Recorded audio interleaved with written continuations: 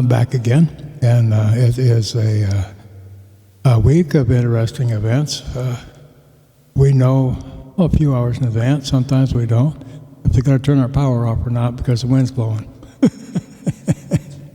I've lived up here for a bunch of years, and had wind blowing 60, 70 mile an hour. Nobody was concerned about turning off the power because the way it was, we had some failures, electrical failures, which how are you going to avoid it when you've got something that falls down on the wires? It just happens. But now we're in a different world. So anyway, besides that, everything's going good for me. Anyway, last week, let me give you a wave. Got that over with. Okay, last week we were working on doing something simple. And I'm going to show you a very simple thing here. And this is basically all I need to remember a song. I simply write down whatever it is up here, or whatever. And in other words, in simply one note configuration. And then I can take that, and as soon as I start to get into it, I remember the whole song. But just off the top of my head, I just don't do well with that anymore. So this is all I need, and I'm going to give you a shot of it. And then I'll play this, and so you can listen to it.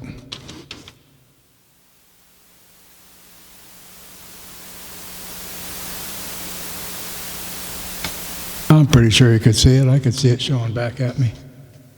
Okay. Now, if all I play is the left hand,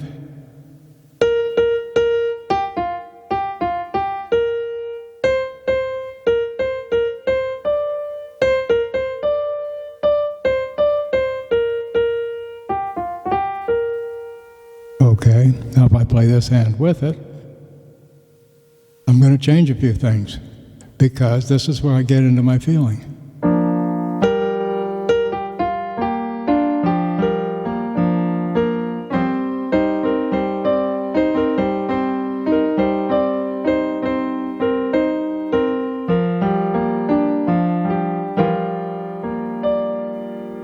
Okay, because I'm adding the left hand.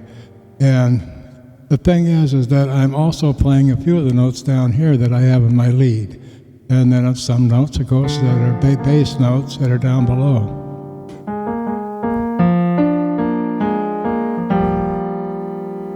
Okay, now you hear when I'm playing this chord, you hear a harmonic going on in there? It's not just a clear boom. It's kind of a rotating harmonic. And then you'll get another one here. And you get another one here. See? And so I'm adding those in for harmony. Whereas if I wrote all that down, I'll show you what that looks like.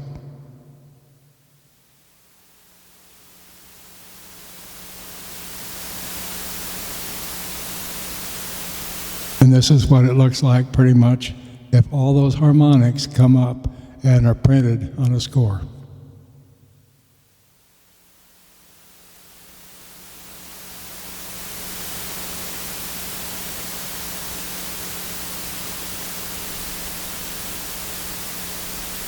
Okay, and so I printed that off of, I'll show you the names and stuff, off of Sibelius.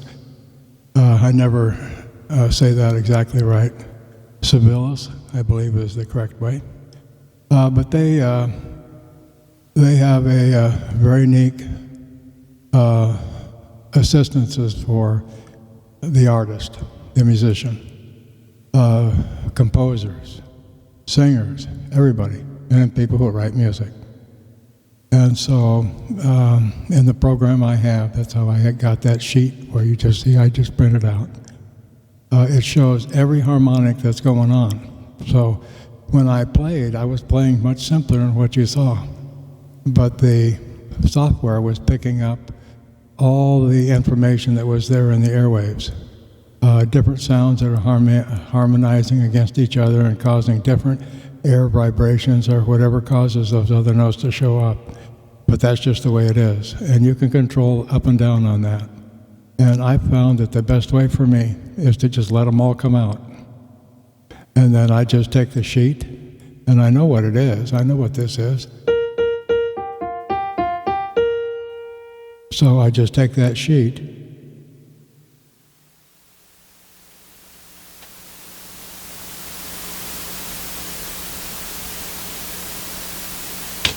and as you're going to see here, it's a little simpler. And it's just down to, if you can see here, it's just down to here.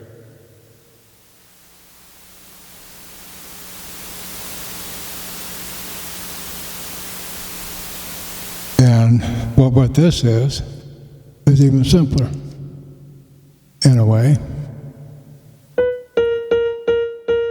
Okay, and it's picking up where I had a lead down here.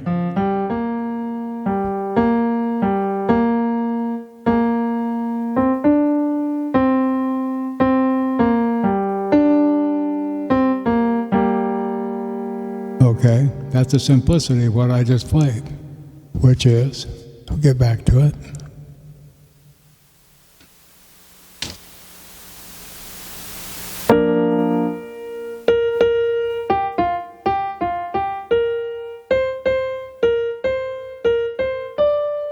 But they were adding the lower notes. See, that some of the notes that I was playing here. So when I simplify it, I'm taking away some of the notes up here, adding some here, taking some from here, and adding it to the clef up above in this area right here, which is a normal procedure. And if you remember glancing at that, almost this whole upper treble clef was down here.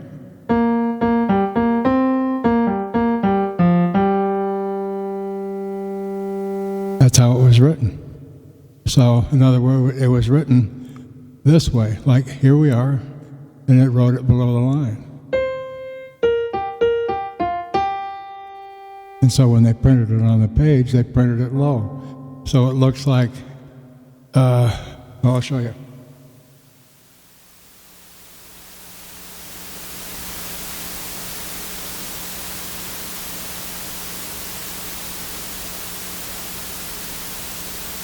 Okay, you can see where my finger is, and you can see how that note is way below.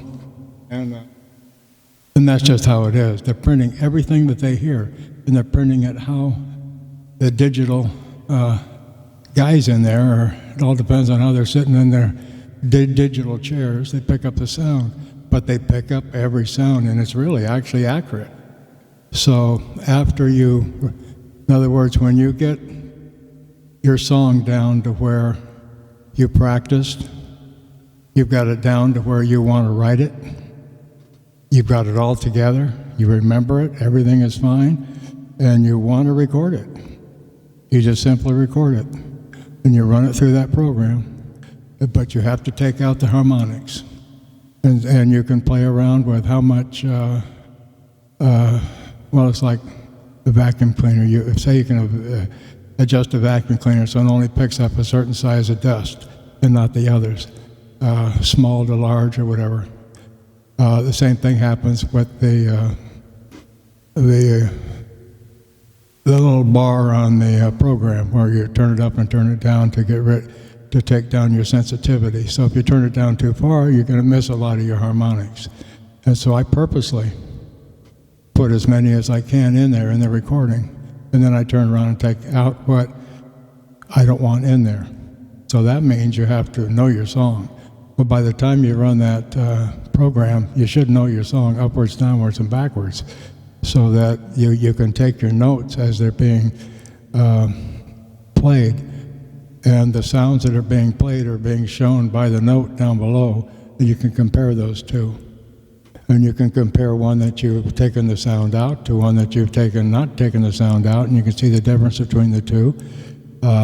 You can even take that score after you've completed it and set it to have the piano play it back to you, for instance.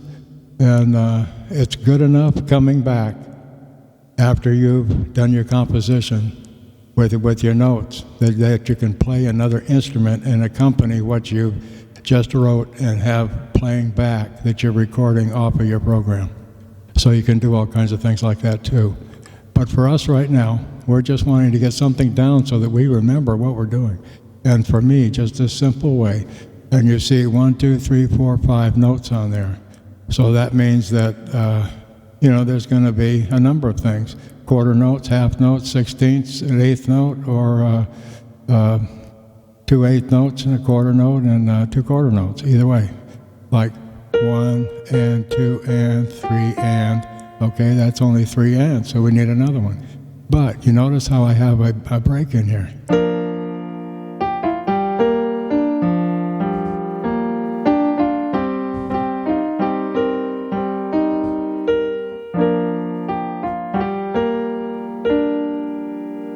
See, I'm hesitating and I'm adding notes here. So, in other words, you can put rests in that. You can expand that bar out if you want and slow it down.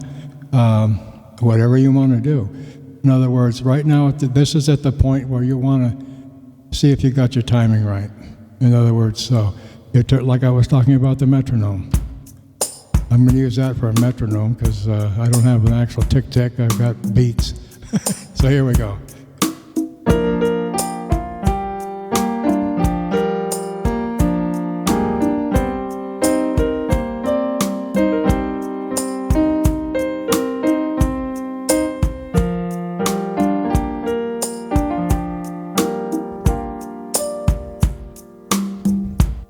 Okay, that was 4/4 time, and I kept it within those bars. But like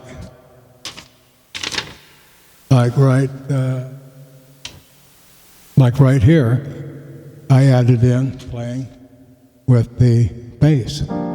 See.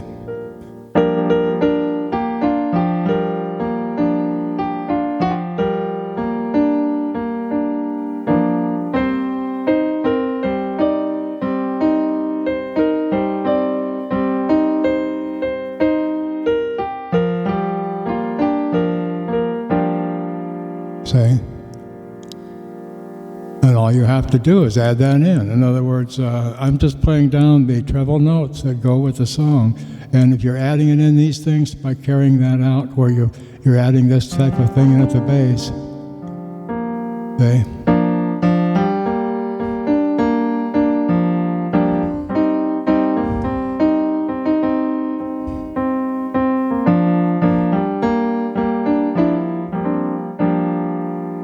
Okay? So it's all about working the two together. And you can take this from here and you can, but the thing is you have to get your music together first. You have to actually play this thing. And you don't need music for playing it because you're playing it out of your head.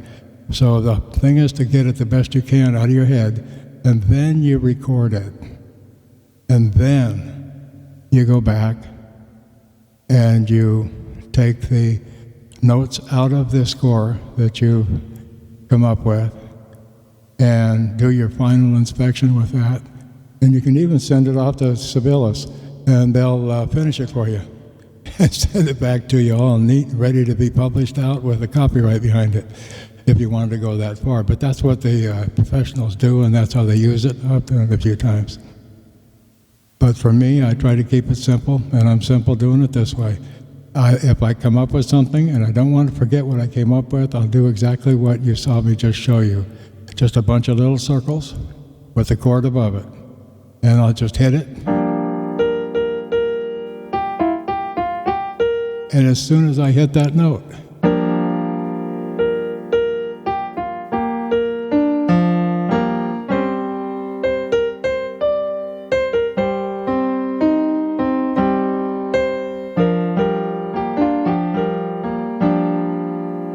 see?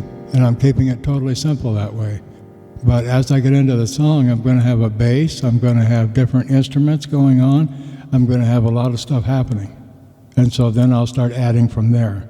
But this is what you need to do. In other words, when you come up with a song and you're ready to quit, record it. So you can go back there and try to figure out. And a lot of times you'll listen to the recording and you'll go, man, I can't follow that. I don't know what to do here. Well, that's when I talk about dots. Well, now instead of just making dots that go dit-dit-dit and down, down, you put circles, open circles, on your notes that you're playing, just like I showed you last week.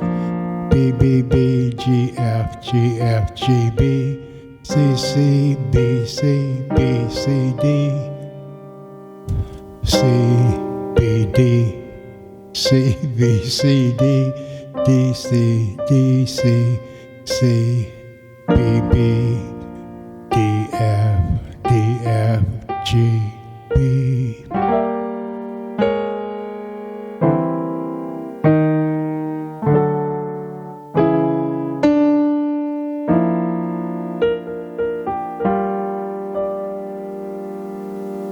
Okay, so where does that leave us for right now? I think that leaves us with you continuing on. In other words, I want you to complete whatever you're going to do with the rest of this. This is, I don't know about how long that is when it starts, but go ahead and use this, or if you got something a little bit different, then go ahead and use it. But use the beat.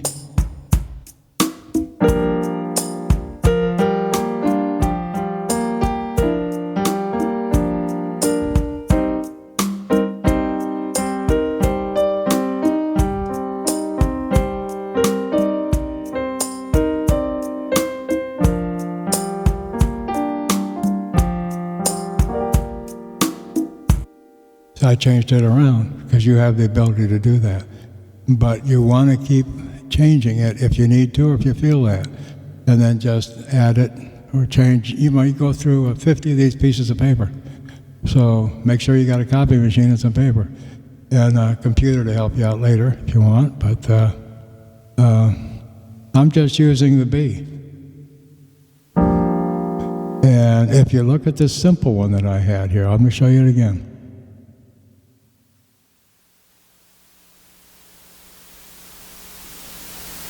Now I'm going to show you this, and you'll see that it just shows 3 notes.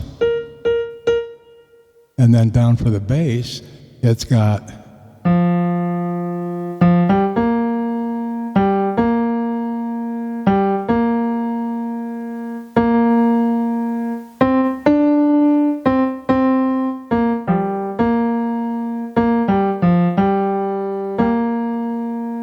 okay? And that was the bass. See, because the bass was picked up with this hand and incorporated in the score that Sibelius was giving back to me, along with the treble.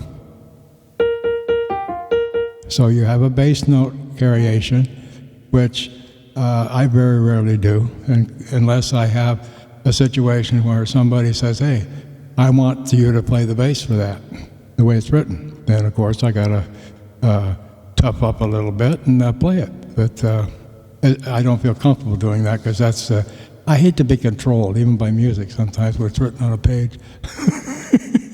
That's just me. But, you know, I get frustrated, but once I get into it and I remember a little bit, boy, it's all music and it's fun.